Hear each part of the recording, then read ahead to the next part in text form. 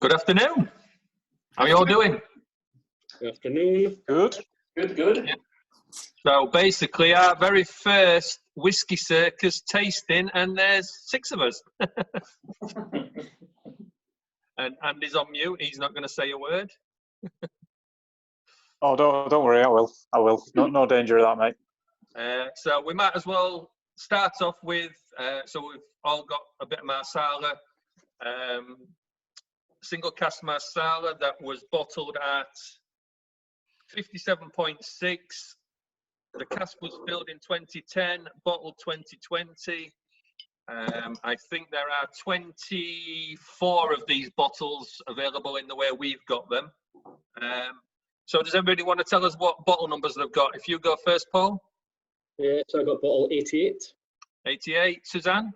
98. 98. Andy? 99.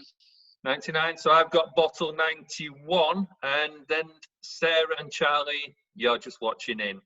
Nothing. Is it possible to get the bottle still? Pardon? Is it still possible to get the bottle? Yeah, I mean, I suppose if you get direct in touch with Ian at Glen Moray, so either ring him on Wednesday or Friday, I think he's at the distillery, and just ask them if they can still do one. Okay. Then yeah, the possibility is that you've got every chance of still getting one, because I don't think we emptied the casks. So Time. Yeah, I'll get in touch with them and see whether it can do a few more, and see if we can put a list together for a few more bottles, and then go from there. Thank you. But I mean, I think we've already sort of said it's an absolute stonking colour. It's a nice colour. Yeah. Yeah. Obviously, had to do it in the Glen Moray Cask official bottling as glass as well. So what are you getting on the nose, Paul? We'll go with you first. Dried fruits.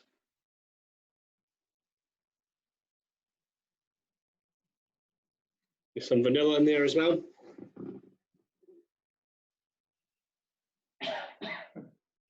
Not that strong, Suzanne. No. OCD. I'm getting some pear or quince or something, sort of. It's very sweet, isn't it? Yeah. What are you thinking, Andy? You're pulling some faces there. It's just the one I was born with, mate. It's sweet, but it's also quite drying on the nose, if that makes sense. It's very. No. It is quite dry. It's. I agree with what Paul was saying. You know, it is very fruity and. I'll tell you what I'm kind of thinking. Clean. I'm not sure which one it is. I'm getting a bit confused here, but I'm kind of thinking it's either Iron Brew or American Cream Soda on the nose. Yeah, that's correct. Yeah. Yeah. Anybody else? It's a bit brewy. Say that again, Paul. So I'll give you a bit on the cream soda. But Yeah. That's sort of,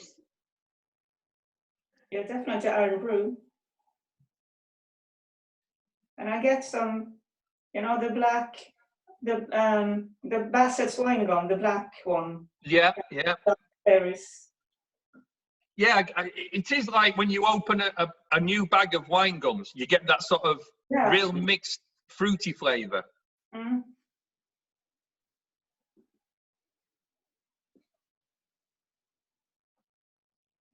Hi, Craig.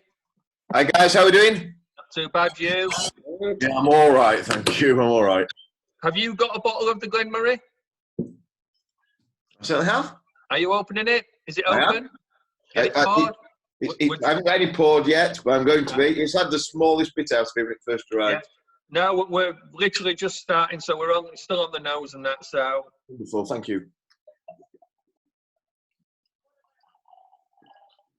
But it's very, very summer berries. There's a lot of summer berries in there. Yeah. Sort of like almost a summer fruit pie type thing. Yeah, like crumble or something like that. Yeah. A bit of custard maybe. Bit of There's vanilla in rhubarb. there as well. Yeah.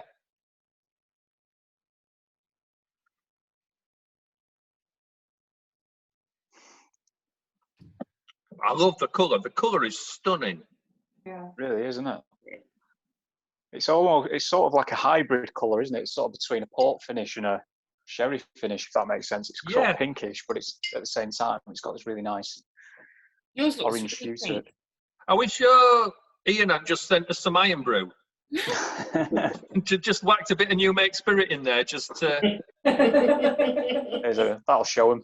Is that there? Just taking our money and running off. Yeah, he's not bothered now he's got the money, so... Do we know anything about the casks, Soren, apart from the finishing? As much as I know, basically, it was distilled 2010, bottled 2020. It's a Marsala Cask finish. So something makes me think, did Ian say it was 2 years in Marsala? I can't remember now. Well, listen. Is that a finish or a maturation, Soren? Pardon? Is that a finish or a maturation? It's a finish. It's definitely a finish. I know that. I'm sure he said it was either 18 months or 2 years. And then saying that, it's probably about 3 years. But, I mean, it really has taken on some colour. That is absolutely stunning.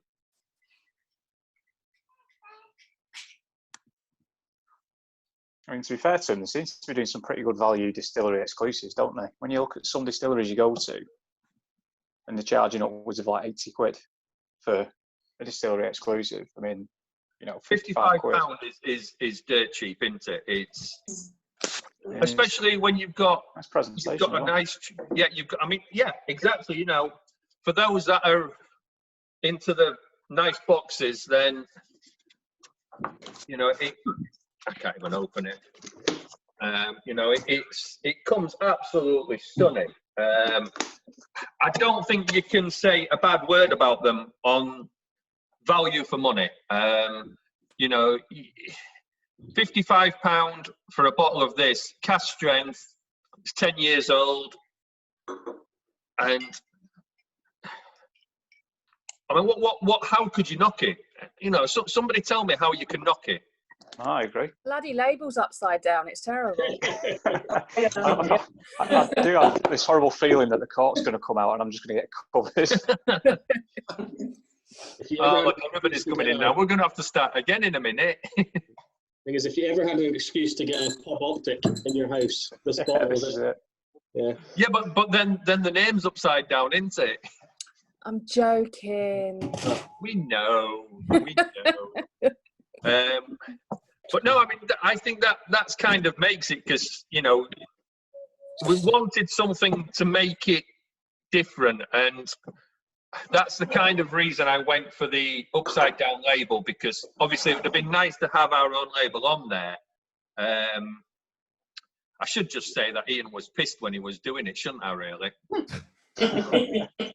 But I don't think, you know, obviously if it goes out live and anybody watches it, then he might get in trouble. So if anybody from, you know, from Glen Moray or any the sort of parent company is watching, Ian wasn't drunk when he bottled this for us, honest.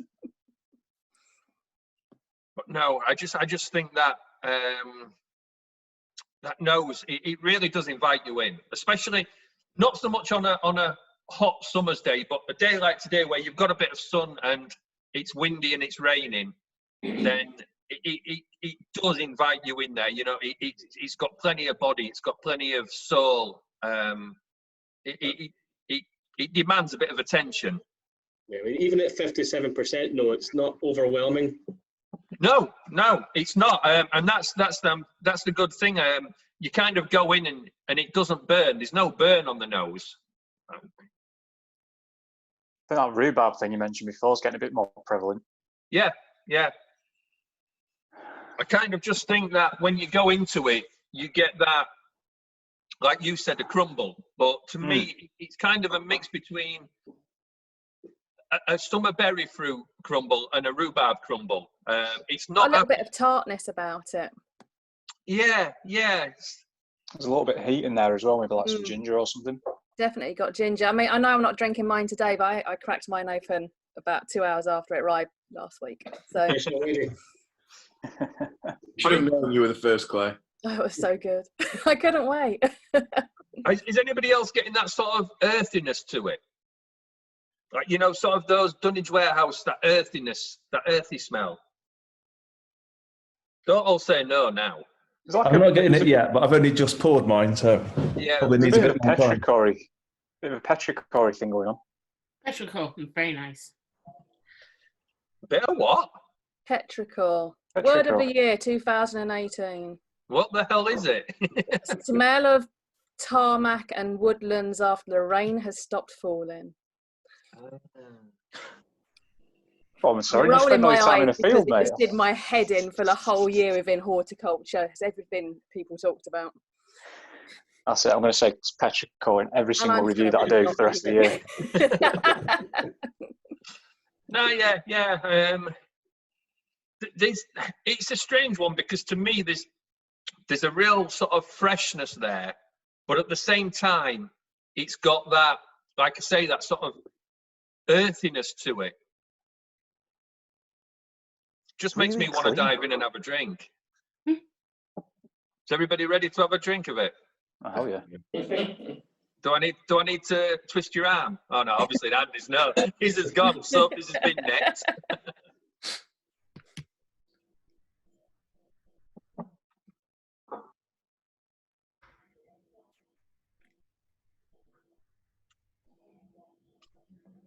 Oh yeah. Punchy. Mm. And you get that slight, I call it saltiness, but I think that's where like the lemon, the tartness, the lime hits those taste buds right at the front and then down the side of the tongue. Yeah, I mean, to me, there's a lot of sweetness in there. There isn't as much spiciness until the finish is coming in, and you get that sort of bitterness right at the end. For me, there's no oakiness to it, though, is there? It's not oaked or anything. Again, it's very clean, and there's definitely straight away there's that dryness I think that carries over from the nose. Like it just coats your gums, and it's incredibly drying, and then you've got sweetness coming through, a little bit tartness, and it's very clean again. And I mean, I totally agree with you with the drying. I mean, it's just sucking the moisture out of the mouth now. It's ends up chewy. Yeah. I do get that saltiness you mentioned on the initial. I get it more like salted caramel. Straight at the front, it's salty. So that again, sweetness as Get more like rock salt and like salted caramel. You know, like when you get like chocolate with salt on the top. Like it's more like that kind of really rich. Tell you what though, the longer the finish, it's really sucking the moisture out. It's like you've got to go in for a bit more to just dampen the bloody lips down again. I've just put 2 teaspoons of water in it, and I've just gone back to the nose, and it's changed again straight away. It's just so much more sort of like fruity. Yeah. Hi, Gary. It's a bit more spicy and stuff. Afternoon, even. How are we? Not too bad. Have you got a bottle? Brilliant. Yeah. I think it's a blinding dram and presentation for its price. I think fantastic. Yeah, I mean, I've paid a lot more for a lot worse. Yeah. I think we've picked obviously we didn't pick the cask, but it'd be nice to think we had. Obviously, we had the choice of 3, and although I've got the Sauternes here, I'm going to knock that one out later. That sounded wrong. Yeah, you're going to stop recording by that. Fantastic. Yeah. I'll probably pause the record button. Yeah. It's a bit late now, isn't it? Sad that. So I'll probably open that one later. I nearly said crack that one off as well, but yeah, that just doesn't get any better, does it? Oh no, I like this. I do like this.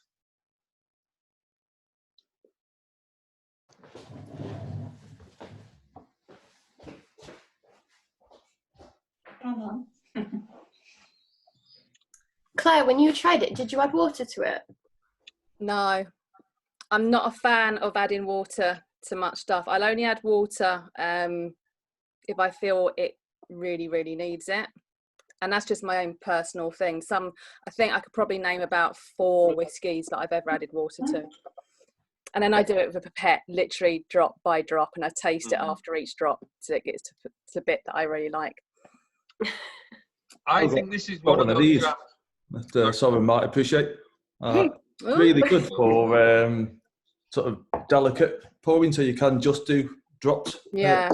I just think when you just pour a little bit too much, I know Andy just did it with a teaspoon, but for me, even a teaspoon could be too much in one hit. To find that right point. But if a whiskey is smooth enough for me to sip without water, then it can be up to 60+%, and I won't add water. But that's just me. I'm actually really glad to hear you say that, Claire, because I am of the same opinion. I've tasted hundreds of whiskeys, and I think I have added water and liked it for 2 or 3 maybe. Yeah. So I prefer it cask strength, no water. Yeah. Get the flavor, because I feel like the water alters the flavor, not in a good way. I mean, I totally understand what people say about it opening up the flavours and whatever, but I can detect the water in it too much, and that distracts me from the rest of the dram. I always think that if you... Go on. I've had some young whiskies that I've sort of needed it. They've just been too harsh. Yeah. And it's not always about the alcohol level in it, as you say. Yeah, I've added water to a 40 and a 43 purely because it just needed something, but on the higher strength, generally no. I think some whiskies they scream to you that they need water. I mean, I'm the same. I don't have water in here other than what's in the tap.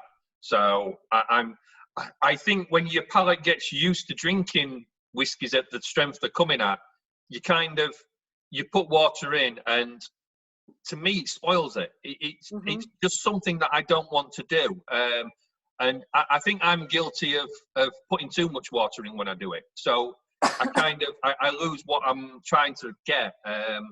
But, you know, I mean, everybody's different. You know, if people want to find those subtleties, and I totally get that. I just think with whiskies like this, it doesn't need it. For me, this is how it's supposed to taste. So this is how I want to taste it.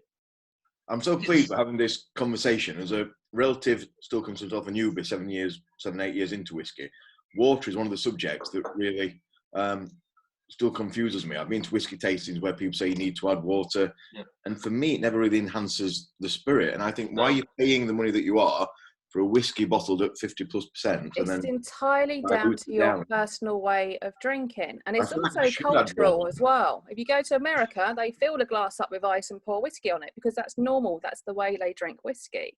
Other places, you'll be making highballs all the time, and that's how they drink whiskey. Whereas here, generally, we're a little bit more. We just drink the whiskey. Yeah, I think there was a study a few years ago when they done a paper, they added water to it, and they went into the scientific what happens to the different, to the molecules when you put water in, and the outcome was that's why adding water makes whiskey better. And it's like, well, you can't say that, everybody's personal taste. Exactly. I think it's. Do you not think a lot of it is, as a group, we're probably all very lucky in that we've probably all tried more cask strength whiskies than your normal drinker, I suppose I would say. I think, as what Soren said, like my palate now, a cask strength is just normal. It's just whiskey now. I mean, I think the difference is though when you're drinking it yourself, and obviously there's a few of us here that are doing tastings and things like that for others. I think it's important to when you're coming into whiskey to try both ways. So to try it exactly how it is, and then to add water. And that's something I always, when I'm on a tasting, I do try and get people to do that because they have got to find their way of drinking it. Yeah. And, that's where, when I say to people, look, I don't add water. And if I do add water, I always sort of say that I've added water. And I tend to find that people that agree with me the way I drink it and they drink it the same, we kind of almost agree on, we'll say, I had to add water to this, and then they'll turn around and say, so did I. And it's almost as if you've got certain whiskies that you've just got to add water, and others it's just pointless. But saying that, certain people, they'll drink whiskies and they almost add water to everything, and I get that because they've got used to drinking it that way, and that's how they're getting the most out of it. Also, I mean, if I was out for a day at Milroy's, for example, I would never start on a cask strength. That's the last whiskey I'm going to have. Yeah. So you work your way up. We talked about this before. You work your way up through ABV and from unpeated through to peated, normally finishing on a nice big banger, something like that. Your taste buds are getting used to the level of alcohol as you go through it. And someone relatively new to whiskey goes straight in on a 57% whiskey, it's going to burn the hell out of their tongue. Yeah. Because they're just not used to it. Yeah. I mean, I did a review on the Auchentoshan from Bartels, and this is at 60%. And that's probably the first Auchentoshan I've ever added water to, and it needs it. It really does need it. It's such a powerful young whiskey that it just needs taming. And that, you know, I mean, it's only 3%, well, 2.5% more than this, but this is so drinkable. It is. I mean, for me, and this is sort of the opinion thing, I could drink that at the strength it is, but for my palate, those couple of teaspoons of water is about a teaspoon and a half have actually kind of improved the palate for me. Yeah. I don't have that dryness for me was probably a bit too dry. My gums were, it's not a sensation I get very often, but my gums felt like they were peeling off. Yeah. Like it was that dry, and that's completely gone now. I get that all the time. It's don't get me wrong, like, a bit spicier with water though. The finish I find is actually spicier with a bit of water. I find, to be honest, in my opinion, it's actually a more balanced palate with water. The nose has probably suffered a little bit, in my opinion. So I don't think the nose is quite as good with the water, but for me, the palate is a lot better with water. And I'm not saying that it was bad in the first place, and it's improved it by that degree, but because it was a good whiskey anyway. But I think it's actually kind of allowing a couple of other things to maybe show itself a bit more than that, because I think that initial salinity and that initial dryness, and then that kind of quite powerful finish as well, sort of maybe was a bit overpowering. And I think it's, for me, it's actually really, really helped it, to be honest, particularly on the palate anyway. The beauty of a drink like this, though, that I find is that when you get something that's kind of splits the room as to whether you do or don't add water, you buy a bottle like this, and you can literally have 2 or 3 different drinks in the same evening by adding a bit of water, by adding a bit more, and then drinking it as it is. And that's the beauty of getting something like this, that you can almost stick for a night with 3 different drams, but it's the same whiskey. I mean, I only tend to add water if I have a bottle of something. If I have a sample of something, or if I go to the pub and have something at a pub or bar, I'll never add water then. It's only if I've got a full bottle that I can actually just see what it's like. You know, and generally, I don't have water after that. It's only just when I first open it, I'll give it a go, just see what it's like. But I suppose I'm saying, as everyone else really, I've got used to cask strength for it. So if you're new to it, it's going to be a bit more harsh for people, I think. I mean, let's bear in mind as well, this is going to be, well, not a completely different whiskey, but it will have changed again in 2 or 3 weeks once a bit of air's gone in that bottle. So I mean, this only been open 20 minutes. So yeah, I think what would be interesting for us, obviously we're recording this, is to come back in maybe 2 weeks' time and do it again and just see what we think. You know, look back at this and think, what the bloody hell were we talking about then? But yeah, I mean, cracking one out most of it. Sorry, say that again. I didn't hear you. Mostly you cracking one out, though. Yeah, well, that's it. I mean, if we have this, then a couple of weeks I'll crack it out again, and we'll see how it goes. But can we all agree to have an embargo on the phrase "cracking one out," please?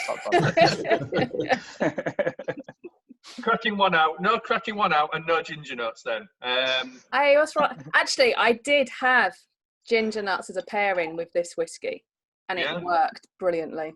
I could see you sort of dunking ginger biscuits in it. I would never have done that. Yeah. I mean, going back to the water, what type of water is everybody using?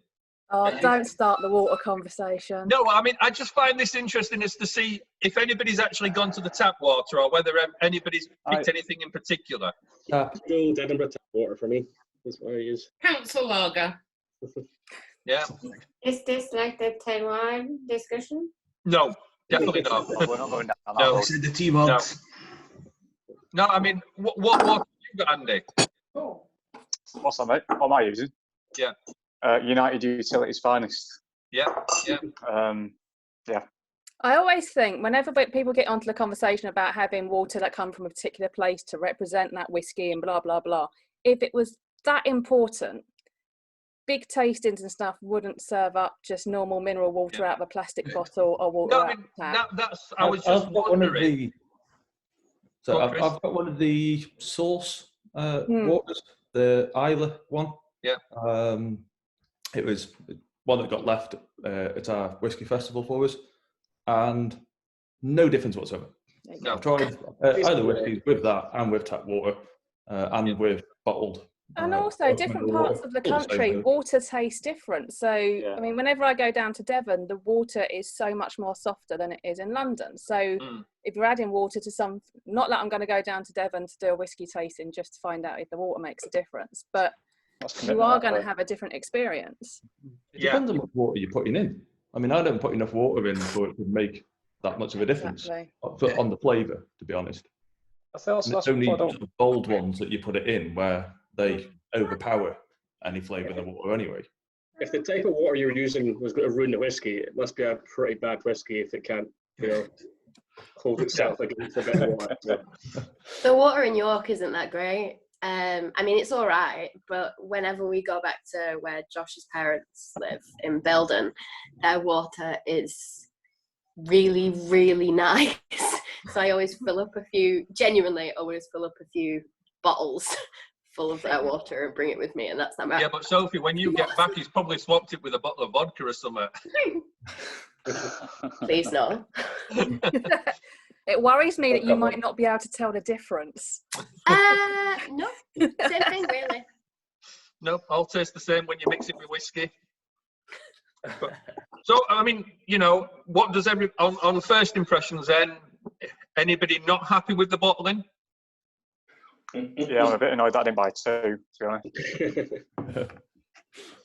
Just saying, we can, it's quite easy to go back. I mean, the thing is, like with Charlie saying earlier, whether you could still get this anyway, but just without our label on it. So, you can still easily get a bottle of this. That is, that's an easy thing. It's just whether it'll be able to recreate the label as a one-off type thing. But, obviously, if anybody else goes back, then it might, if it's a run of a few, then it'll be a lot easier.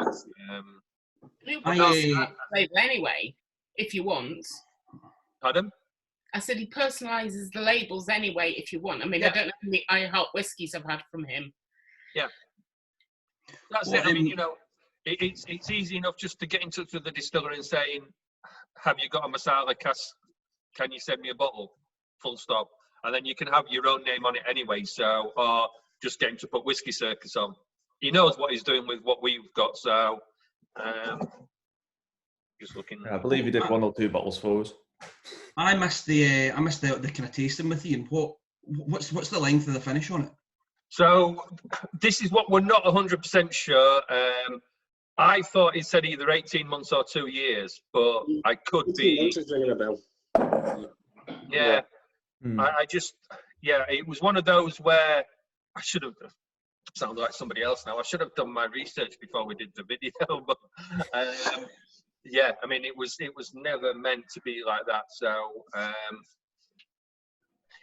I would say, I mean, I certainly don't think it's any less than 18 months. I'm pretty sure it's had a decent finish on it. So, I mean, look at the colour of it. 6 and 4, did it? 6 and 4 started to ring a bell. 6 years, first fill, 4 years, Marsala, was it?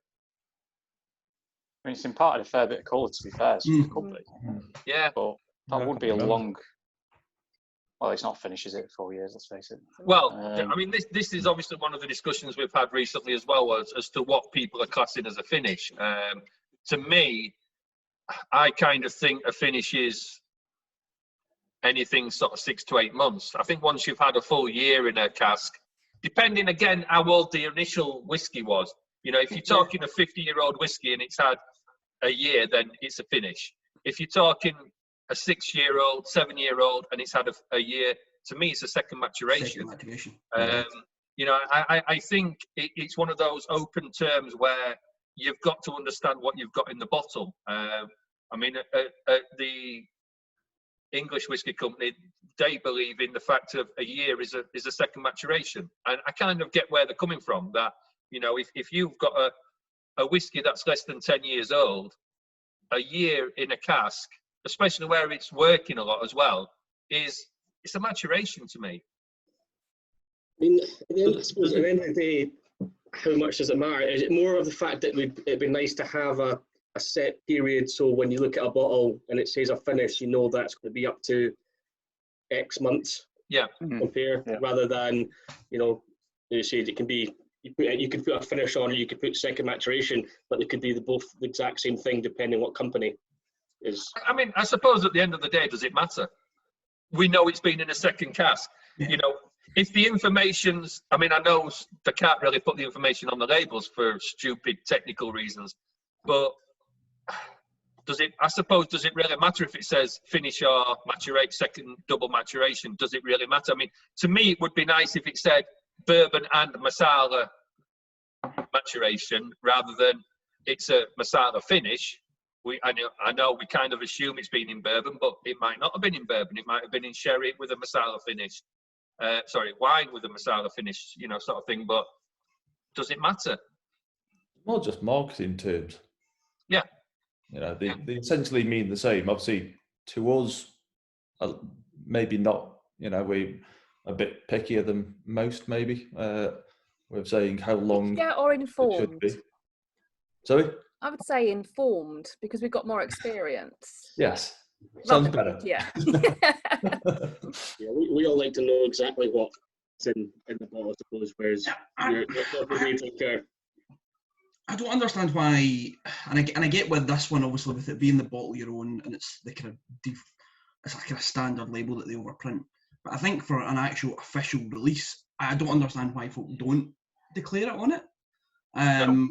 It's a very clear thing I've been keen to do. So, like, Tawny Port and the rum finish, it's very much including on back of carton, but it's probably the kind of best place for this kind of space of it. But it's including that kind of detail. Because I think it's, for me, it's like you said, it's something I would want to know.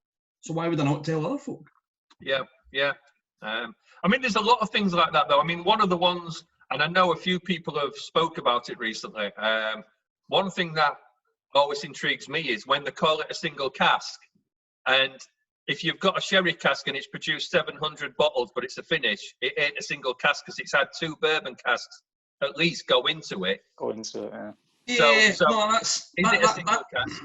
No, that is another interesting one, and I think we've, as a group, Loch Lomond have made a very clear and concerted effort on the back of, and I don't know whether there's been a shift in the guidelines, but so we are now only, the single casks from us are now only fully matured in one cask. Yeah. So if you take it out and it goes into a secondary cask, we are now calling that exclusive cask selection. Right. And I think that's been on the back of, I think, an SWA shift, but it's not something that everybody's doing. It's not been a big, I mean, you think of Dalmore, do you know what I mean? The Dalmore Legacy and things in the Constellation collection. Every single one of them's had a finish, but they're all single cask. Yeah.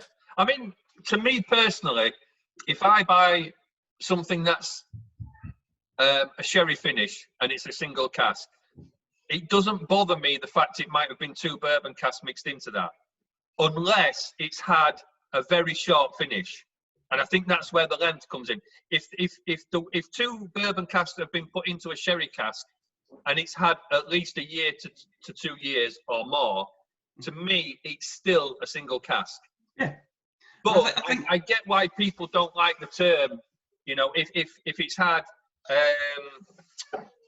if it's had 2 casks put into one, then I do get why people are, sort of not happy the fact of it's not a single cask in theory, but it is a single cask at bottling, and that's the way I look at it. Yeah, I think again it's about transparency for me. I think if you can show the journey of one, so say even if it's going from one cask into another single cask, and you've got that transparency all the way through, I don't understand why you can't still call that a single cask. No. I mean, do you not risk confusing people? Like, obviously, as we're all informed, but to the general whiskey drinker, if you start saying it's a single cask, but it wasn't 2 casks and finished in 1 cask, do you not risk sort of either confusing people or having to have really big packaging to write down what everything is? No, I think that's fair, but then I'd probably say that's not the kind of folk that you'd be expecting to buy the single casks. Yeah. As more kind of us as a kind of group would be more the kind of target for that kind of stuff. Yeah. But this is it, and I think if you start going into full details, I mean, I remember buying a bottle from the SWA, and I bought it on the thought of it was a bourbon cask, and it wasn't a bourbon cask. What had happened was it was a sherry cask that had been put back into bourbon cask because the sherry cask hadn't worked. So it was sold as a bourbon cask, and that's what annoyed me, that there was no information anywhere until you were sat in a room and it was like, oh yeah, it spent I think 12 years in a bourbon cask, and then the rest of it was a sherry cask. Sorry, the first part was a sherry cask, but it hadn't worked, so we put it in a bourbon cask. And it was like, well, why isn't this information available? Playing devil's advocate, do you not think to some extent there's a group of people who don't give a shit about what cask it come in as, whether, as long as they like it, they taste it, they drink it, they're happy. But also, whiskey has had this mystery around it for hundreds of years. Do you think by having too much information as an industry, there's a fear of losing that mystery and people liking the stories and stuff behind whiskey? And the room goes quiet. You can still get that with core ranges, because the people that like the mystery are probably more the people that buy the core range rather than the exclusives. I like what Compass Box did and what Bracadi have done and what one or two others are trying to do, where you can get as much information as you want if you want it. Yeah. And did Compass Box not get their knuckles wrapped for that? Compass Box did, yeah, but that's only because they'd put too much information on. I mean, how you can have too much information, I'll never know. I mean, I think the problem what they did was they actually put the ages and the percentage of the ages. Yeah. But saying that, this is how daft it is. You'll laugh at this one.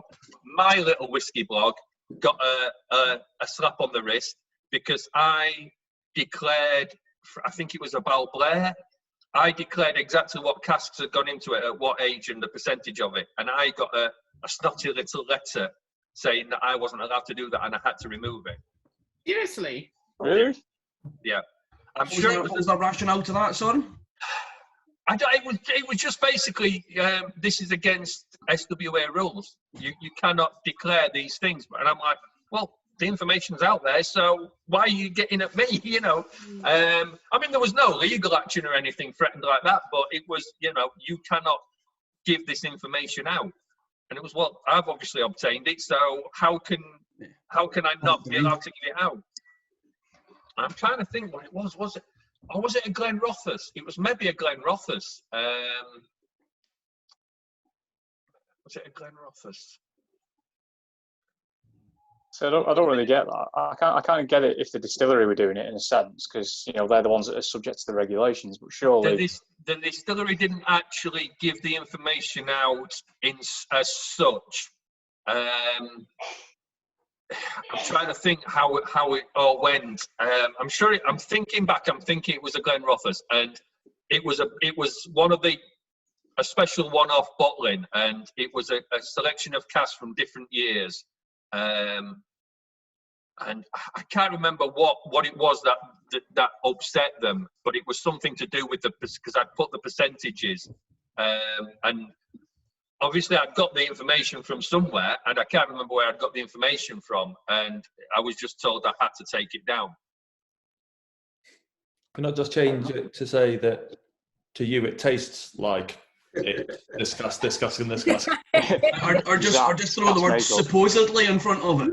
Yeah. Well, this is it. You know, I mean, there are ways around things, I suppose. But you know, I mean, it's like Neve was saying about the JJ Corey and David was saying about the Amric. Some of the legislations are just absolutely pathetic. Yeah. You know, I mean, seriously, isn't the only thing that matters that the whiskey's good and drinkable? Mm. You know, I mean, we all know that there's whiskies out there that are now artificially aged, and you know, there's obviously outcry about that. It's going to come. It's going to come, and you know that there will be companies that are chucking whiskies out there that will be artificially aged. Yeah. And whether people buy it, you know, somebody will buy it. As long as it's fully disclosed, it's okay, isn't it? Pardon? As long as it's fully disclosed, then I suppose, okay, I wouldn't want to buy it, but it's information, isn't it? It's whether there's transparency from the distillery or the bottler. I mean, it's as long as it says on the bottle, like, equivalent 12-year-old or something like that. I mean, it's a little bit sort of, it makes me laugh a little bit with the E150 debate. You know, how people will say that they're not going to drink a bottle of whiskey because it's got E150 in it. You can't taste it. I mean, the only way you can taste it is if it's absolutely full of it. You're basically having it neat. Yeah, you get a little bit of bitterness in there, but seriously, does it really matter? You know, I mean, yes, we all want it to be natural colour. You know, I get that. And yeah, I want it to be natural colour. I've got whiskies, plenty of whiskies in here that I've got E150 in it. It's the nature of the beast, isn't it? I mean, a lot of it is to sort of like cater for people, and going back to the whole thing about the level of experience people have, you know, I mean, there's a lot of markets, like Asia, for example, is a big market where dark equals rich, rich equals good. Yeah, and it's a massive market over there. You can't just discount one market. So many distilleries would lose money because exactly, and they won't be around to make the other stuff. Rely on that. Yeah, exactly. So it's just the nature of the beast. It is what it is. I think it's sometimes good though, like for consistency. Yeah. I think sometimes it's so necessary to use things like that, and it's really good that they are actually allowed. But then again, it goes back to transparency and exactly what Craig said about them putting it on the bottle. Yeah. Like colouring. You see, the thing is as well, though, what you've got to watch for, because some bottles will carry the E150 logo or the wording, doesn't necessarily mean it's in there. They have to put it on the label in case at some point they need white labels.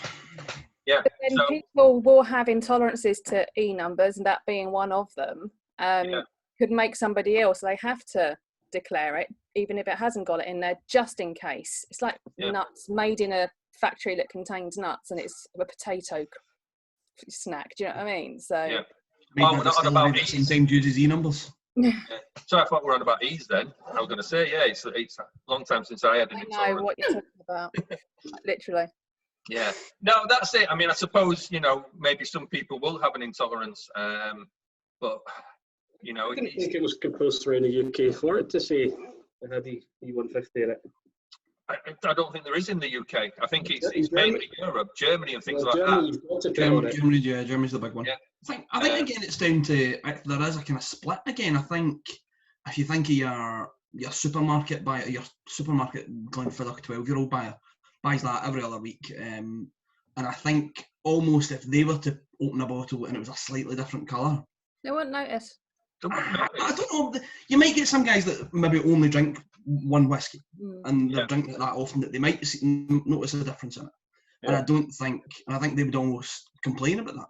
Yeah, again, I've probably take it back and say it's not right or something. I've had customers bring it back when I sold them bottles at Right Wines in Skipton. When I sold them bottles, they'd come in like every month for the same bottle. You do get quite a lot of people like that, and they bring it back because it was a different colour. And I said, okay. And then I went back to the lot numbers, lot numbers on bottles. Yeah. I go back to those and I explained, that the different batches and things like that. And they were like, no, I want you to change it. Yeah, it's coming back to that whole they like the mystery of it. They just like that they've got their wonderful drink that they get. Versus again, us guys who want that transparency, be able to know exactly what you've got and what you're drinking. Yeah. What's in it, See, what's not. this is one reason why whenever I'm sort of obviously more when I'm doing a review, I never bother with colour. Because it doesn't, I mean, yes, it can tell you. I mean, obviously, we know this is natural colour, and I know we've kind of said at the beginning, look at the colour on this. But that's because we know it's natural.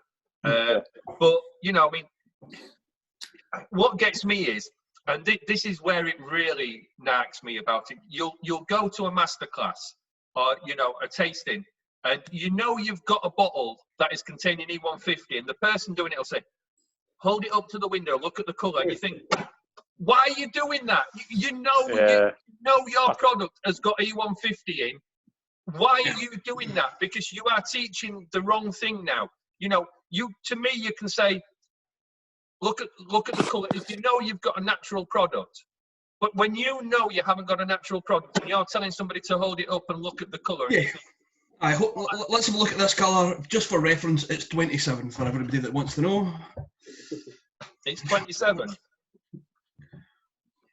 On what? That's it. They're as well just giving them the number that they colour it to. Yeah. I mean, I'm the same as you, Soren, to be honest. Like when I do my reviews and I do something that I know has got added colour, I don't spend any time on it whatsoever. I just say the colours that it has no bearing because it's not real. Yeah. And then I just move on. And if it's natural colour, even then I don't spend like 10 minutes waxing lyrical about how the light reflects into it and I can see into the future and all that sort of stuff.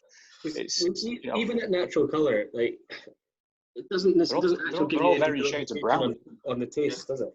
No, I mean, I did a festival one day and I had about 7 bottles on the table, and one was a particular brand of whiskey that we all know has colouring in it. And this I say young lad, he was probably sort of 18, 20ish, came up and he said, "Oh, I want that one. Look how dark it is. That's got to be the best one on the table." You're muted, Andy. We can't hear you. Why is everyone? Sorry, no, I just noticed that Sophie was saying something, so I was just trying to lip read. Well, what was Sophie saying? Got shocked again, probably. I have no idea. It's just so possibly beginning with a D. I think that might have been what I was saying, but I'm not entirely certain. I don't want to. What? We were just mouthing the specific distillery that possibly has. One distillery in a group of companies that is well known for their fondness of E150. Well, I mean, anybody that knows me will know what distilleries I've worked the tables for, so it won't take too much working out. But the whiskey is absolutely superb from that company. It's not that one then. Right, it's not that one. No. Who were you thinking? Sorry? Who were you thinking, Andy? Well, let's face it, White Mackay use it, don't they? No, I ain't worked for them. Yeah, no, I put two and two together in the end. No, definitely not them. No, I mean it's a well-known brand. It's a very iconic brand, and it's got E150 in it. We know it's got E150 in it, and to me, don't make a shit. It's fantastic whiskey, and I know everybody in this group will have drunk some, and I know everybody in this group will have something from that distillery that they probably like. You should just tell us now, to be honest. I can't tell you which distillery it is, but it's located 57 degrees north. Talisker for the third time. But no, I mean, so what if it's got E150 in it? It doesn't matter. It's still my favourite whiskey. Exactly, I mean, like a Vueling's got E150 in. The lag 8 is superb. Yeah, of course, yeah. I think it's less colour, more texture, viscosity. When I'm looking at the glass through the light, it's about the viscosity of the liquid that I'm looking at more than the colour. Yeah. Because that will inform my palate. Is that normally because you've fallen over, Claire, and the glasses in the air? I've never fallen over drunk in my life, just to tell you that. I quite enjoy it when you get like a really light whiskey and you have a go and it's just full of flavour. Like it kind of surprises you. There's a lot of like signatory bottlings that are like that. I don't really care about the color. It's like 50 shades of brown to me. Yeah, yeah. But the only thing is, if it's really dark, then I'm expecting something heavily sherry cask, and that's one of my favorites. I mean, I will often go to a bottle. I'm trying to see if I've got one close at hand. So I mean, you can see that one's fairly light, and I will probably go to that one and think, you know, there's going to be some nice subtle flavors in there, and that's the way I kind of look at it. It doesn't influence me whether I'm going to like it or not. In fact, I mean, look at how light that is. But I mean, that is, you know, for those that have tasted it, it's an absolutely fantastic whiskey. You know, what batch is that? What batch? Oh God, batch 2. I think as well, something to bear in mind on this colour debate. I mean, it's obviously not just exclusive to whiskey. I mean, have you ever heard anybody complain that rum has got E150 in it? No. You just don't, do you? What, you mean it has? Colour me surprised. Jesus. That's a bit of a rum going on, is that? Honestly. But it's like, you know, I mean, you don't see rum drinkers going to, you know, the supermarket or say, oh no, I'm not having that, it's got added colour in it. Yeah. You know, it may come though. It may come. I think the way we're all drinking rum is changing very much. I mean, I think you go back 5 years ago and it was just a mixer. Nobody was cast finishing and drinking rums as neat like we are now. Yeah. Anyway, so it may come. Just sort of going back. I mean, I've finished my glass now. What's everyone's thoughts after we've had it for nearly an hour now? What's everyone's thoughts on it? I don't think Paul's drunk any, has he? Or has he poured another glass? Poured another glass. Oh, that's all right. It's a bank holiday weekend. Why wouldn't it? Everybody's got thumbs up for it. That's had it. Yeah. Pleased. Yeah. My thought is that I need a bottle. Yes. Brilliant. Right. So what I'll do now is I'll end the recording.